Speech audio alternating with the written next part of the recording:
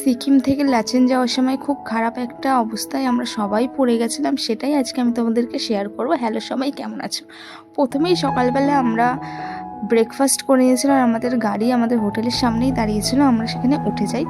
তারপর আমরা গাড়িতে করে কিছু রাস্তা যাওয়ার পর অনেক সাইট সিন থাকে, যেমন অনেক ওয়াটারফল থাকে, সেগুলো আমরা দেখি এবং ওখানে ফটোশ্যুট করি সব। তারপর আমাদের ড্রাইভার আমাদের একটা জায়গায় লাঞ্চ করানোর জন্য নিয়ে যায়। তখন 2:30 কি 3টে বাজে, আমরা লাঞ্চ করে নিই। তারপর আমরা কিছুটা রাস্তা চলে যাই। তখনই আমাদের ড্রাইভার বলে আমাদেরকে আমাদের গাড়িটায় কিছু একটা প্রবলেম হচ্ছে, আমাদেরকে আবার ব্যাক করতে হবে। আমরা তারপর ব্যাক করলাম, ব্যাক করে আমরা যেখানে লাঞ্চ করেছি সেখানে এসেছি।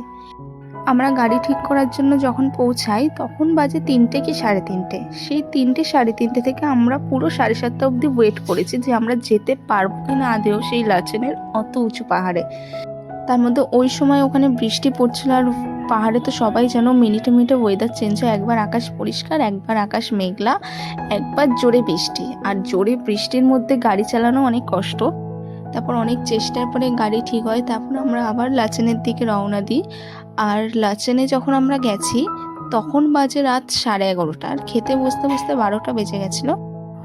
অত রাতে আর আমরা খাওয়ার ভিডিও বা কোনো শর্টস নিতেই পারিনি, কারণ তখন অত রাত্রির বেলা সারা দিন গাড়ি জার্নি করার পর আর ভিডিও করার মুডই ছিল না। পরের দিন সকালবেলা আমরা 0 পয়েন্টে গেছি, আরও অনেক জায়গায় গেছি, ওই ভিডিওটা আবার নেক্সট টাইম আসবে। আজকের জন্য এইটুকুনি, তোমরা সবাই দেখো। Tata, bye bye. যারা যারা সিকিমে গেছো তারা সবাই যেন এরকম ছোট ছোট প্রবলেম সিকিমে হতেই থাকে, কিন্তু এটার জন্য একটা নতুন অ্যাডভেঞ্চার আমরা করতে পেরেছি।